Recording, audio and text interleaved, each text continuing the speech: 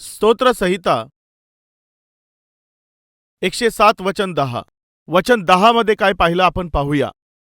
वचन 10, त्यांनी देवाच्या आज्ञाविरुद्ध बंडाळी केली म्हणून व त्यांनी परात्पराचा बोध तुच्छ लेखला होता, यामुळे काही जण क्लेशाने व बेड्यांनी जखडले होते.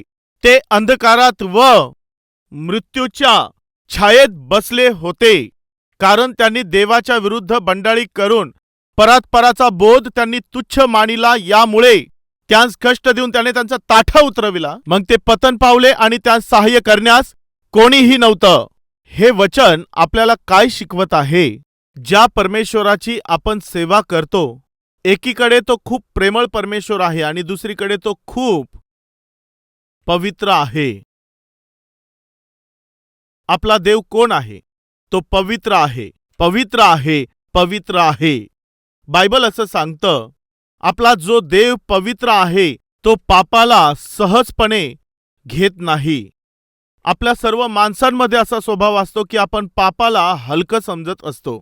आपण त्याला फार सहज समजत असतो. आपण लबाडी करतो त्याला आपण फार क्षुल्लक समजतो. सहजपणे आपण लबाडी करून टाकतो. असंच कोणालाही काही आपण सांगून टाकत असतो. आपल्या शब्दांनी आपण कोणालाही घायल करून टाकतो. सहजपणे कोणालाही मूर्ख बनवत असतो, त्यांची फसवणूक करत असतो, अन्याय करत असतो. फार सहजपणे कोणाला तरी घायल करून टाकतो, किंवा सहजपणे कोणाला तरी इम्प्रेस करतो, किंवा सहजपणे काहीतरी चुकीचं करतो. सहजपणे पाप करून टाकतो. कृपया माझं लक्ष देऊन ऐका.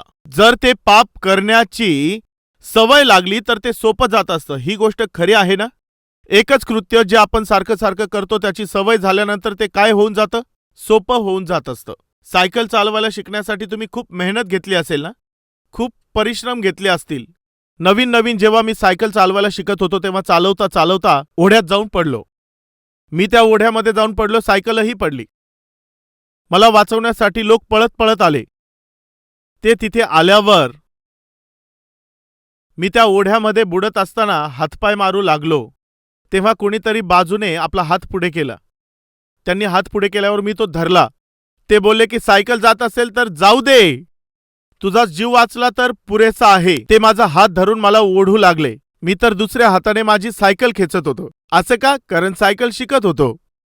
ते मला एका हाताने ओढत होते आणि दुसऱ्या हाताने मी माझी सायकल खेचत होतो. ती सायकल वाहून जाऊ नये म्हणून मी घट्ट धरली होती. काही लोकांना सायकल चालवताच येत नाही, कारण सायकल शिकण्यासाठी मेहनत करावी लागते. बरेचदा आपण तिच्यावरून पडत असतो. यस, परंतु सायकल चालवायला शिकल्यानंतर आपण सहजपणे ती चालवतो. सुरुवातीला जेही आपल्याला कष्ट पडत असतात तेच आपण नेहमी सारखं सारखं करू लागलो तर त्याची सवय होते. तुम्ही मान्य करता ना? आज तुमच्यासाठी पाप करणं सहज जातं याचं कारण माहिती आहे? तुम्ही त्याची प्रॅक्टिस करता. हे इतकं सरळ आहे. You are practising cin.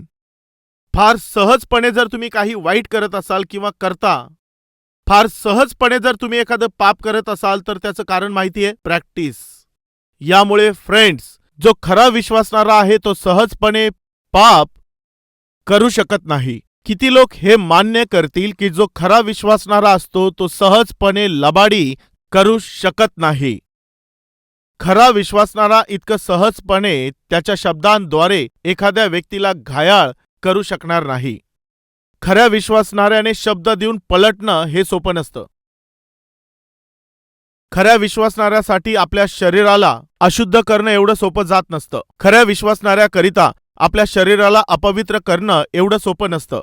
एक दिवस एक शिकारी त्याच्याबरोबर एका तरुणाला मदतीसाठी घेऊन शिकारीला चालला होता. चल आपण काम करून येऊ. आणि ते कामावर जात असताना तो तरुण जात असताना फार चिंतेमध्ये दिसत होता. त्याची बेचैनी पाहून याने त्याला विचारलं, तू चिंतेत का आहेस? काही नाही, मी चुकीचं काम केलं आहे, मी चूक केली आहे, मी चुकीचं केलेलं आहे. तू काय केलंस? मी माझ्या आईला खोटं सांगून आलो आहे, खोटं सांगितलं. काय?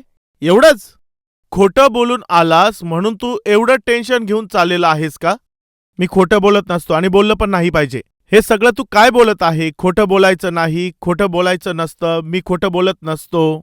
तू हे काय बोलत आहेस की मी माझ्या आईला खोटं सांगितलं, मी खोटं बोललो म्हणून टेन्शन घेत बसलास? अरे, जिच्याबरोबर माझं लग्न झालं तिच्याबरोबर मी तर दररोज खोटंच बोलत असतो. समजलं ना? पाहिलत का काय बोलतात आपले भाऊ? तुमच्याबद्दल काय आहे सिस्टर्स? लग्न झाल्यानंतर छोट्या छोट्या गोष्टीसाठी पतीला खोटं सांगता ना? फार सहजपणे खोटं बोलत असतो. तो शिकारी बोलला, अरे तू वेडाच दिसतोस. अरे माझं लग्न झालं तेव्हापासून मी माझ्या बायकोला खोटंच सांगतो. मला कुठे काही टेन्शन येतं. मला तर काहीच भीती वाटत नाही, चिंता वाटत नाही. ते काय माहिती सर, खोटं बोलून सुद्धा तुम्हाला दुःख का होत नाही ते. पण एकदा खोटं बोलल्यामुळे मी एवढा दबावात येत आहे याचं कारण मला माहिती नाही. अरे, तू खोटं बोलत राहिलास ना, तुला त्याची सवय होऊन जाईल. नाही नाही, मी खोटं बोलणार नाही. अरे हे काय बोलतोस? मी खोटं बोलायला नको होतं. मी माझ्या आईला खोटं सांगितलं. मला खूप टेन्शन वाटत आहे. मी खूप चिंतेत आहे. माझ्याकडून फार मोठी चूक झाली आणि अशा प्रकारे तो खूप टेन्शनमध्ये होता. अरे यामध्ये एवढं टेन्शन घेण्याचं काही गरज नसते. अशा प्रकारे तो खूपच जोरजोराने हसू लागला. तो मुलगा बोलला, समजलं आता सर. हां, तुला काय समजलं आता? सर, जर एखादं मृत शरीर तुम्ही आणून त्याच्यावरती तुम्ही 1 किंवा 2 गोण्या धान्याच्या ठेवल्या तर त्या शरीराला वजन जाणवेल का? त्याला काही त्रास होईल का? त्याला कसलं ओझं किंवा दबाव जाणवेल का? अरे त्याला काय होणार आहे? 1 आणि 2 गोण्याने तर काय, पूर्ण ट्रक जरी गेली तरी काहीही होणार नाही. यामुळेच तर सर तुम्हाला काही वाटत नसतं. असं बोलला. तुला काय म्हणायचं आहे? काहीच नाही सर. थोडासा जरी जीव शिल्लक असला आणि जर कोणी काही टोचलं तर असं ते बोलेल. आई असं बोलेल. का? कारण त्याचा जीव असल्यामुळे त्याला वेदना जाणवत असतात. आत्मिकतेमध्ये आत्तापर्यंत मी जिवंत आहे यामुळेच सर. मी जी चूक केली त्यासाठी मला दुःख वाटत आहे. मेलेल्या लोकांचं काय दुखणार आहे सर? हॅलो फ्रेंड्स, तुम्ही जरा जिवंत आहात का चिमटा घेऊन पहा. जरा एकदा चिमटा घेऊन पहा, जिवंत आहात का? एकदा जरा विचार करून पहा. जर तुम्ही एखादी चूक केली आणि तुमचं मन तुम्हाला टोचणी देत असतो, जर असं असेल, that indicates that you are alive. तुम्ही आत्मिकतेमध्ये अजूनपर्यंत जिवंत आहात. काही लोकांमध्ये तर विवेकच राहत नसतो. 10 वर्षांपूर्वीची गोष्ट आहे. माझ्याकडे एक अशी गाडी होती आणि त्या गाडीचं वैशिष्ट्य तुम्हाला माहिती आहे काय होतं? हँडगेअर जर लावलेला असेल तर अशा प्रकारे एक आवाज यायचा. हँडगेअर लागलेला आहे, हँडगेअर लागलेला आहे असा आवाज यायचा. डोर बंद झालेला नसेल तर डोर उघडा आहे, डोर उघडा आहे आवाज यायचा. सीटबेल्ट लावला नसेल तर सीटबेल्ट लावा, सीटबेल्ट लावा आवाज यायचा. आणि जर गाडीमध्ये जर पेट्रोल कमी असेल, ती रिझर्व्हला चालली असेल तर रिझर्व्ह लागत आहे, रिझर्व्ह लागत आहे, रिझर्व्ह लागत आहे असे आवाज यायचे. मी सारखं ते आवाज ऐकून वैतागून गेलो. मी ती कारच थांबवली. मी म्हटलं हे सारखं अशा प्रकारे कशाला त्रास देत असतं? प्रत्येक वेळेला मला काहीतरी ऐकवत असतं. हे सगळं काय आहे? मला काही दुसरे कामं नाहीत का? तर जरा विचार करा. मग मी काय केलं, तिथे जो फ्यूज होता तो फ्यूज काढून टाकला आणि तिचा आवाज बंद करून टाकला. झंझटच गेली. मग त्यानंतर मीटिंगमध्ये गेलो. रस्त्याच्या कडेला कार उभी होती. कार स्टार्ट करू लागलं तर होत नव्हती. काही लोकांनी विचारलं, ब्रदर तुम्हाला कुठे जायचं आहे? मी म्हटलं मला मीटिंगला जायचं. कार बंद पडली. काही हरकत नाही ब्रदर. तेव्हा त्यांनी कारला धक्का दिला. ढकलू लागले. ढकलत राहिले. काही फुटांपर्यंत धक्का दिला. अजून थोडी पुढे ढकलली. 100 फुटापर्यंत, 100 मीटरपर्यंत. हां, त्यांची जेवढी ताकद होती ती सगळी संपली, परंतु कार काय स्टार्ट झाली नाही. ते धक्का देत होते. ते पाहणाऱ्या लोकांनी मला ओळखलं. आम्ही देखील ढकलतो असं म्हणून ते देऊ लागले. तुम्ही विश्वास ठेवा, त्यांनी जवळपास 1 किलोमीटरपर्यंत कार ढकलली. एकदा तर याच प्रकारे माहिती आहे काय घडलं होतं? पठाणचेरूमध्ये गाडी बंद पडली. तेथून कुठपर्यंत धक्का दिला माहीत आहे? चंदननगरपर्यंत धक्का दिला. तेव्हा मला समजलं माझ्यावर प्रेम करणारे किती लोक आहेत. हे माझ्या देवा, ते धक्का देत राहिले, ढकलत राहिले, धक्का देत राहिले. गाडी का थांबली मला काहीही कळत नव्हतं. कदाचित बॅटरी गेली असेल असा विचार करून मग पेट्रोल पंपावर आलो. पेट्रोल पंपावर पोहोचल्यावर कारमध्ये पेट्रोल भरलं. मग नंतर गाडी ऑन केली तर ती स्टार्ट झाली. तेव्हा ते समजून आलं की तो जो आवाज येत होता तो मी बंद केलेला होता. पेट्रोल कमी आहे, पेट्रोल कमी आहे, पेट्रोल कमी आहे. ती सिग्नल द्यायची. ही असं ऐकणार नाही यामुळे मी तिचं तोंड बंद केलं. तिचं तोंड बंद झालं. ते तोंड बंद केल्यामुळे काय झालं, ती कार स्टार्टच होत नव्हती. परमेश्वराने आपल्याला सचक विवेक दिलेला आहे यासाठी की आपण शांतीने जीवन जगावं. ते याकरिता की पाप करून सहजपणे त्याच्याकडे दुर्लक्ष करू नये. तर माझा प्रश्न हाच आहे, तुमचा विवेक जिवंत आहे की नाही? जरा विचार करून पहा. योहानाचे पहिले पत्र याविषयी आपण पाहतो अध्याय 5 मध्ये, वचन 18, पेज नंबर 337. योहानाचं पहिलं पत्र अध्याय 5 वचन 18. जो कोणी देवापासून जन्मलेला आहे तो पाप करीत नाही, हे आपल्याला ठाऊक आहे. तो पाप करीत नाही. पहा काय म्हटलं आहे, जो कोणी परमेश्वरापासून जन्मलेला आहे तो पाप करत नाही. जो देवापासून जन्मला आहे त्याला तो सुरक्षित ठेवतो आणि त्या दुष्टाचा संपर्क त्याला होत नाही. तो त्याला स्पर्श करू शकत नाही. इथे काय लिहिलं आहे, जो कोणी परमेश्वरापासून जन्मलेला आहे तो पाप करीत नाही. हे वचन वाचत असताना आपण घाबरून जातो. माहितीये का? जो देवापासून जन्मलेला आहे, जो त्याच्या आत्म्यापासून जन्मलेला आहे, तो पाप करीत नाही असं बायबल सांगतं. पहा, आपण कोणत्या ना कोणत्या प्रकारे चुका करत असतो, पाप करतो, आपण चुकत असतो ना. इंग्लिश ट्रान्सलेशनमध्ये कसं लिहिलेलं आहे? काय कोणाकडे या ठिकाणी इंग्लिश बायबल आहे का? जर असेल तर त्याचं इंग्लिश ट्रान्सलेशन पहा. इथे माहितीये याविषयी काय लिहिलेलं आहे? The one who is born of God will not continue to sin. Will not continue to sin. तो पापामध्ये काय म्हटलं?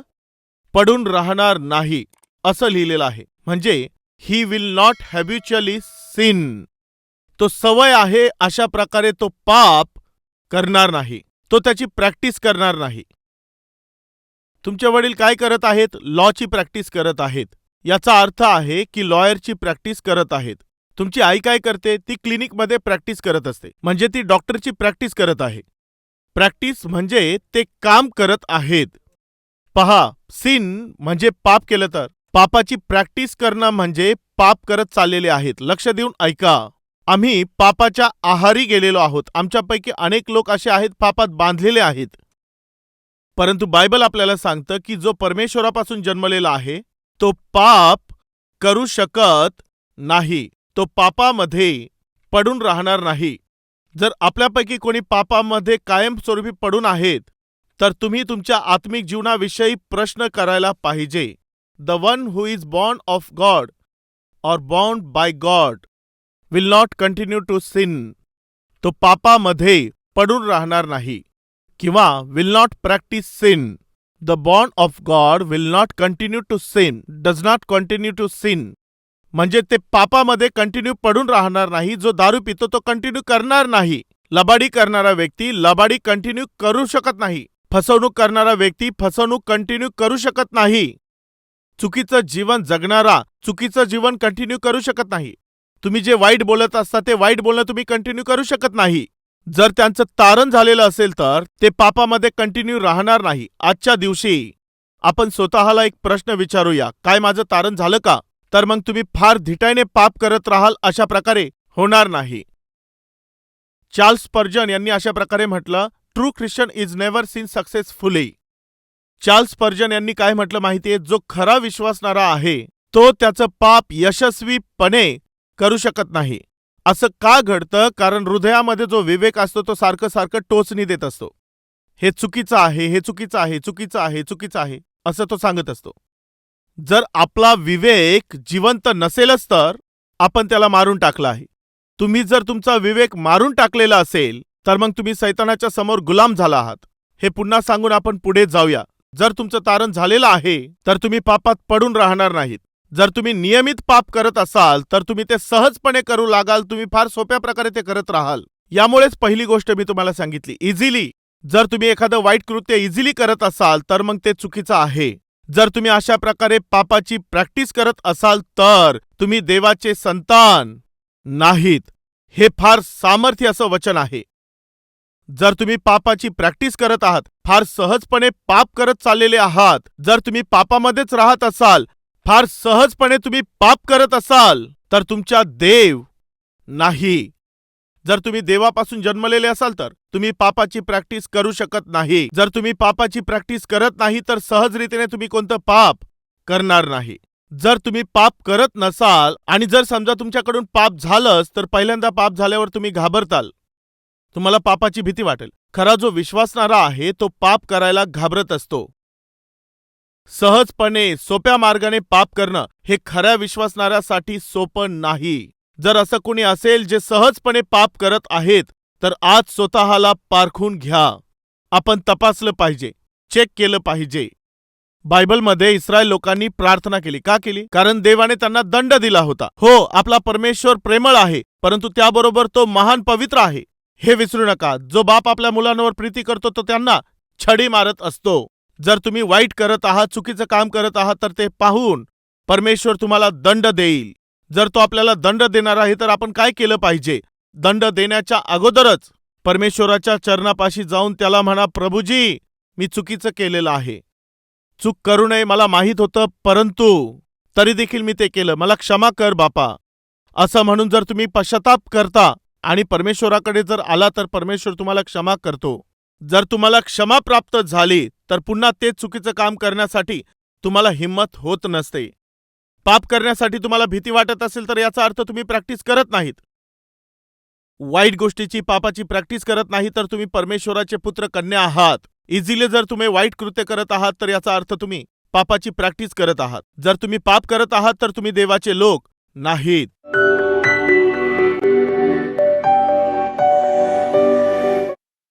महान पवित्र प्रेमाने भरलेल्या परमेश्वर बापा, आम्ही तर फार सहजपणे पाप करत असतो.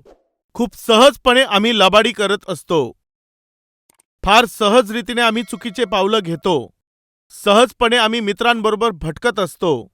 हे बापा, जर असं आहे, जर कोणी सहजपणे पाप करणारे आमच्या मध्ये असतील, जर हे निरंतर पापाची प्रॅक्टिस करत असतील, तेव्हाच तर ते सहजपणे पाप करत राहतील.